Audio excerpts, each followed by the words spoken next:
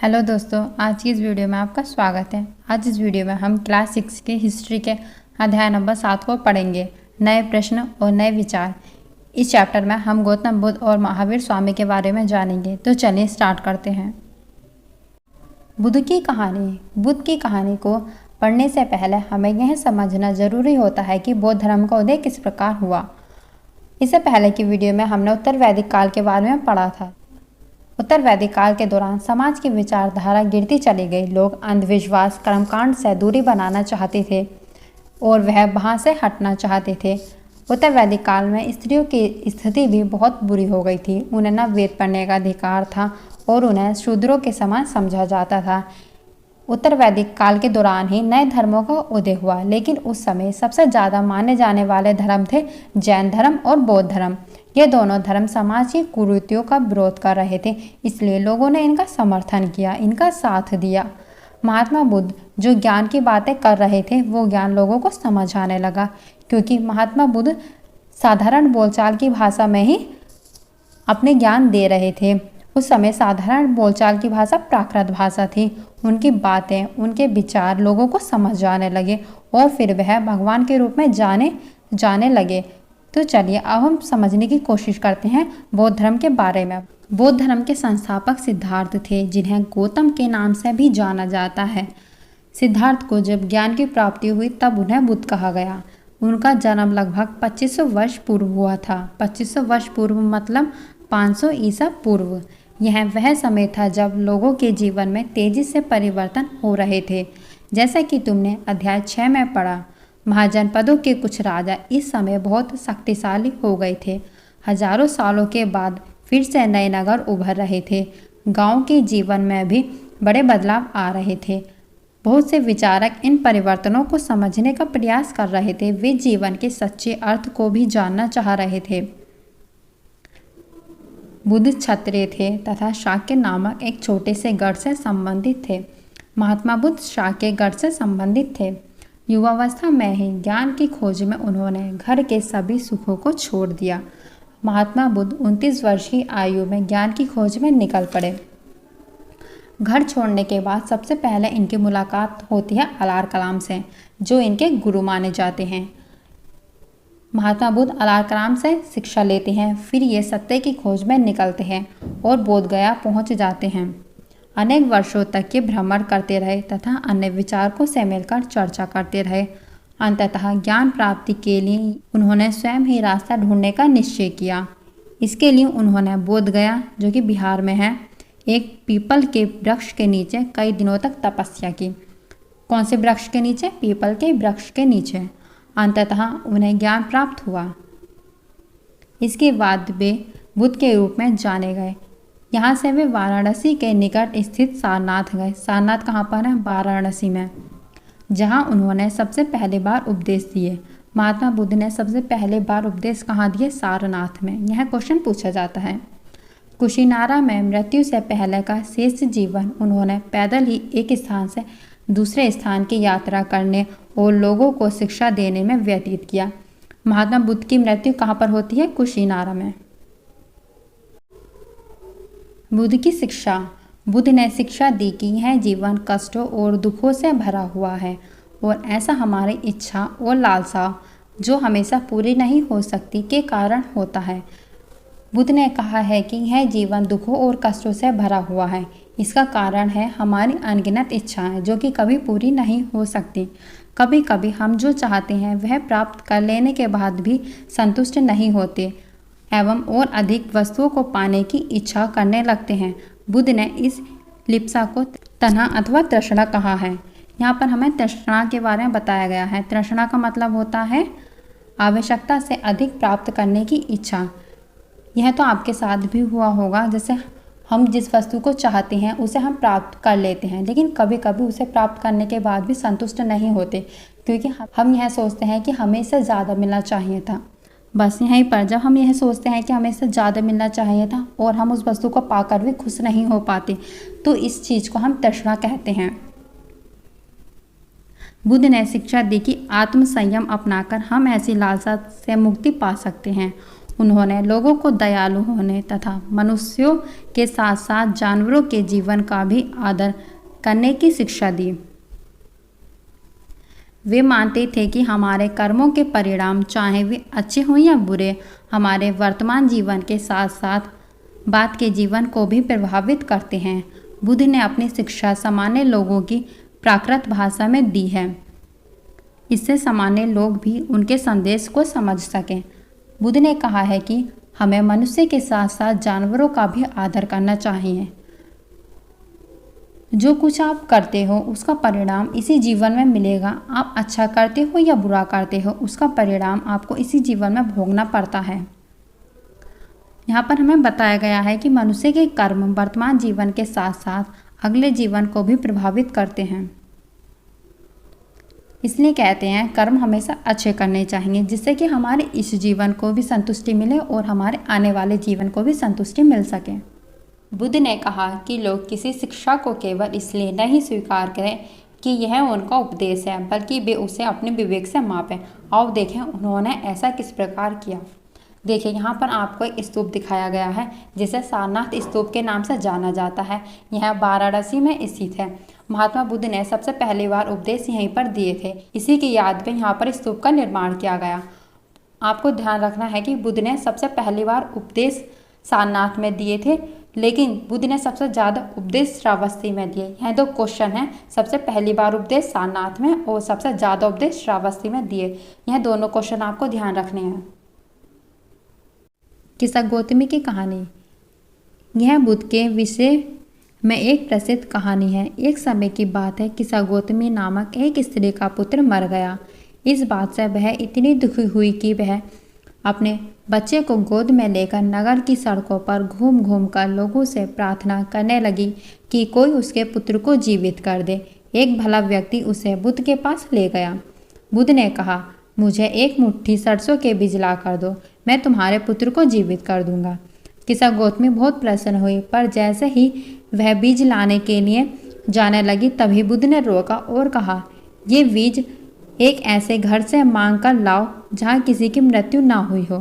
किस्सा गौतमी एक दरवाजे से दूसरे दरवाजे तक गई, लेकिन वह जहाँ भी गई उसने पाया कि हर घर में किसी ना किसी के पिता, माता, बहन, भाई, पति, पत्नी, बच्चे, चाचा, चाची, दादा या दादी की मृत्यु हुई है। इसका मतलब महात्मा बुद्ध उसे समझाना चाह रही थी कि ऐसा कोई भी घर नहीं है जहाँ पर किसी की मृत्यु ना होती हो। यह तो एक जीवन का चक्र है। कोई भी इंसान हमेशा के लिए जिंदा नहीं रह सकता। तो चलिए अब उपनिषद के बारे में पढ़ते हैं। उपनिषद का अर्थ क्या होता है? उपनिषद का अर्थ है गुरु के समीप बैठना। उपनिषद की संख्या 108 है। उपनिषद के अंदर हमें कौन सी बात दी गई है?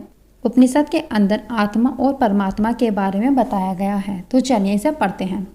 जिस समय बुद्ध उपदेश दे रहे थे उसी समय या उससे भी थोड़ा समय पहले अन्य चिंतक भी कठिन प्रश्नों का उत्तर ढूंढने का प्रयास कर रहे थे। उनमें से कुछ मृत्यु के बाद के जीवन के बारे में जानना चाहते थे, जबकि अन्य यज्ञों की उपयोगिता के बारे में जानने को उत्सुक थे। उनमें से अधिकांश चिंतकों का यह मानना था कि इस विश्व में कुछ तो ऐसा है जो कि स्थायी है और मृत्यु के बाद भी बचा रहता है। उन्होंने इसका वर्णन आत्मा तथा ब्रह्म अथवा सार्वभौमिक आत्मा के रूप में किया है। वे मानते थे कि अन्यथा आत्मा और ब्रह्म एक ही हैं। मतलब कुछ चिंतकों का मानना था कि इस विश्व में कुछ तो ऐसा है जो कि स्थायी है और मृत्यु के बाद भी बचा रहता है। इसका वर्णन उन्होंने आत्मा और ब्रह्म के रूप में किया है। उनका मानना था कि आत्मा और परमात्मा ब्रह्म एक ही हैं। कई ऐसे विचारों का संकलन उपनिषदों में हुआ है। उपनिषद उत्तर वैदिक ग्रंथों का हिस्सा थे। उपनिषद किनका हिस्सा थे? उत्तर वैदिक ग्रंथों का। उपनिषद का शाब्दिक अर्थ है गुरु के समीप बैठना। इन ग्रंथों में अध्यापकों और विद्यार्थियों के बीच बातचीत का संकलन किया गया है। प्रायः ये विचार सामान्य वार्तालाप के रूप में प्रस्तुत किए गए हैं। इन चर्चाओं में भाग लेने वाले अधिकांश पुरुष ब्राह्मण तथा राजा होते थे। कभी कभी गार्गी जैसी स्त्री विचारकों का भी उल्लेख मिलता है। विद्वता के लिए प्रसिद्ध गार्गी दरबारों में होने वाले वाद विवाद में भाग लिया करती थी। निर्धन व्यक्ति इस तरह के वाद विवाद में बहुत कम ही हिस्सा लेते थे। इस तरह का एक प्रसिद्ध अपवाद सत्यकाम जवाल का है। सत्यकाम इनकी माता का नाम है। यह प्रसिद्ध विचारक हैं। माता का नाम अपने नाम के साथ लगाया करते थे। सत्यकाम जवाल का नाम उसकी दासी माँ के नाम पर पड़ा है। क्योंकि इनकी माँ एक दासी थी, इसलिए यह एक अपवाद है। सत्यकाम के मन में सत्य जानने की तीव्र जिज्ञासा उत्पन्न हुई। गौतम नामक एक ब्राह्मण ने उन्हें अपने विद्यार्थी के रूप में स्वीकार किया तथा वह अपने समय के सर्वाधिक प्रसिद्ध विचारकों में से एक बन गए।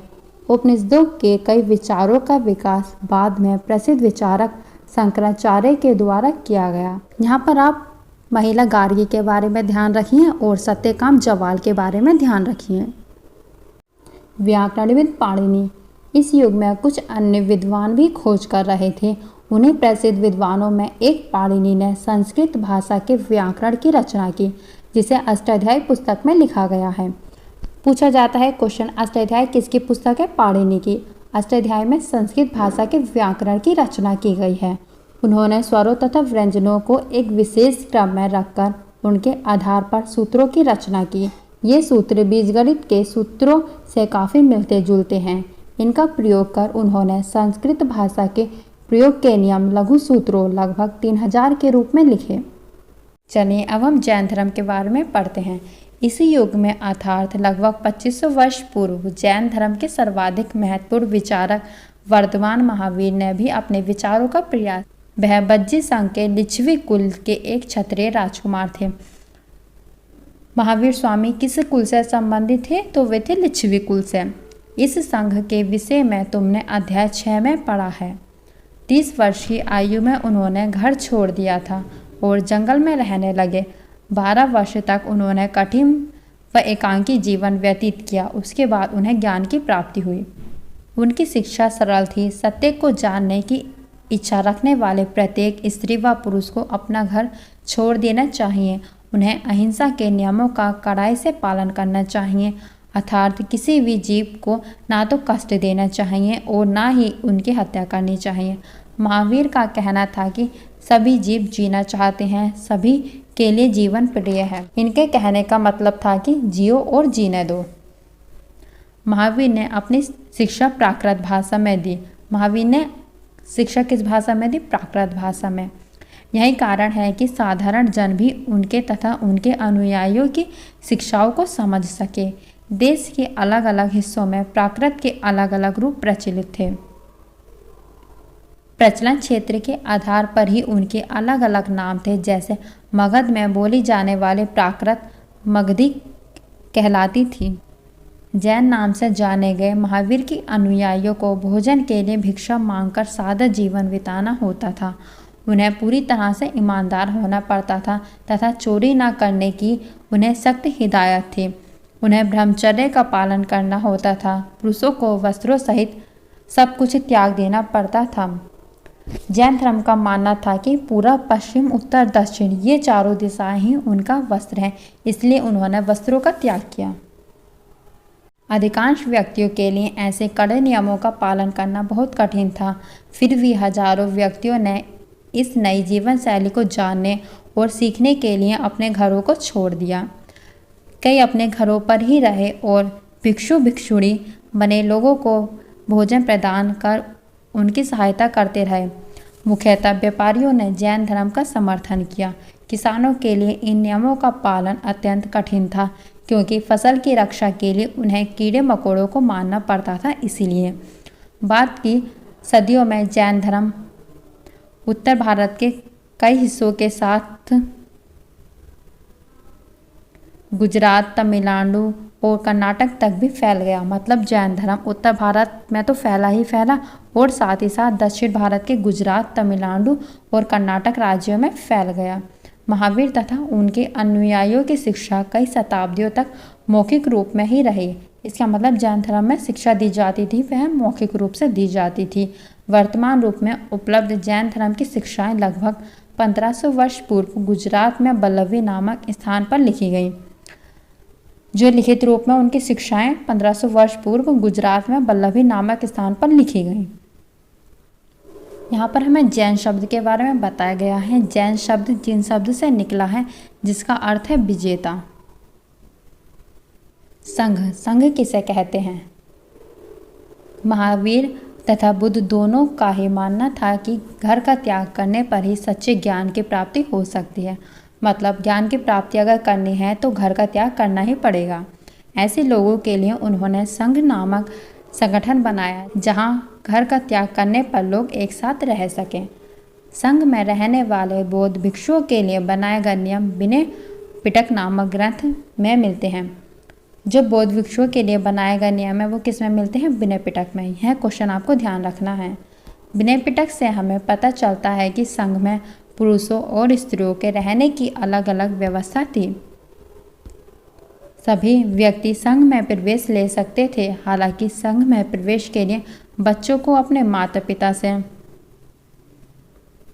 दासों को अपने स्वामी से, राजा के यहाँ काम करने वाले लोगों को राजा से तथा कर्जदारों को अपने दीनदारों से अनुमति लेनी होती थी। एक स्त्री को इसके लिए अपने पति से अनुमति लेनी होती थी।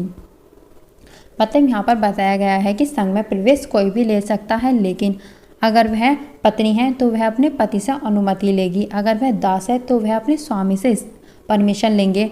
तो इसी प्रकार अगर कोई बच्चे हैं तो वह अपने माता पिता से अनुमति लेंगे, फिर ही वह संघ में प्रवेश ले सकते हैं।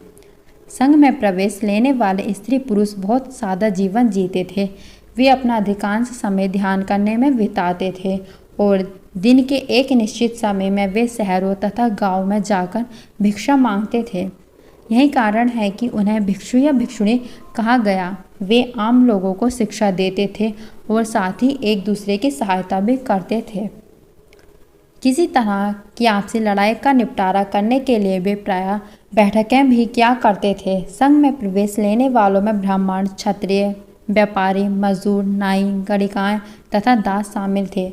इनमें से कई लोगों ने बुद्ध की शिक्षाओं के विषय में लिखी तथा कुछ लोगों ने संघ में अपने जीवन के विषय में सुंदर कविताओं की रचना की है। बिहार, बिहार किसे कहते हैं? यह उन स्थानों को कहते हैं जहाँ पर भिक्षु भिक्षुणी इन शरण स्थलों में आकर ध्यान किया करते थे।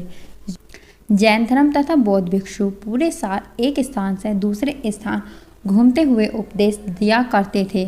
केवल वर्षा ऋतु में जब यात्रा करना कठिन हो जाता था तो वे एक स्थान पर ही निवास करते थे।